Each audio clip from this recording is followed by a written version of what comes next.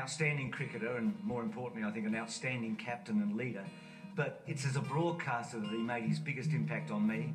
That brevity, that clarity and that credibility. He was loved by people, as we've seen so much, because he was parodied by the crowd, by Billy Birmingham. He'll also be remembered because of his longevity in the game. If the game of cricket had a pope, Richie Benaud would have been anointed. That's how special he was to the game. Yeah, well said, Jim. Well, Ken, you worked with Graham Kennedy. You also worked with the great Brian Henderson. What is his legacy as a commentator? Well, you know, what I liked about him, he never got lost in the nationalistic fervour when he commentated either. You know, he loved Australia to do well.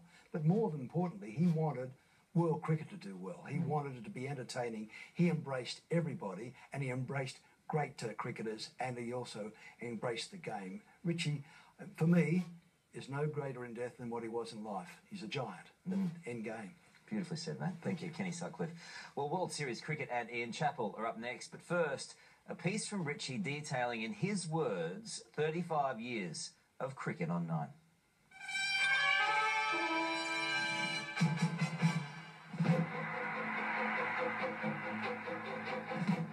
Well, good morning and welcome to VFL Park, Melbourne, for the first day of the opening super test of the series between...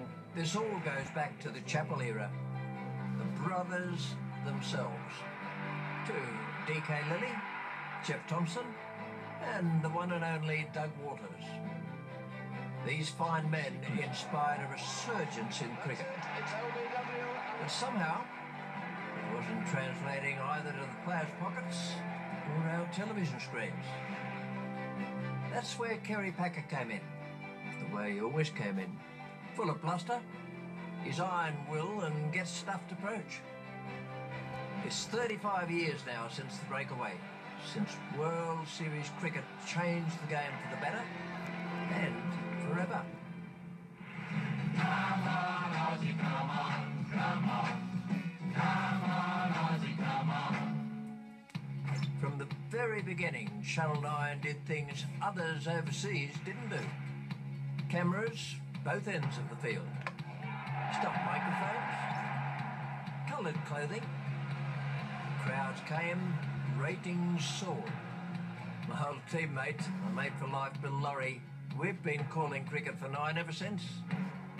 And in the summer of 79-80, Ian Chappell and Tony Gregg joined us in the commentary box. Together, we've seen them all. Saw Dennis Lilly pass my Australian wicket-taking record. Sharp in me and Dad? He didn't applaud Lilly, but it does get hot out there. You only had to look at Greggy's weather ball. Ian Botham, Michael Holding and Malcolm Marshall.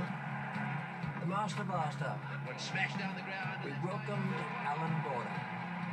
Richard Hadley, no wonder the knighthood.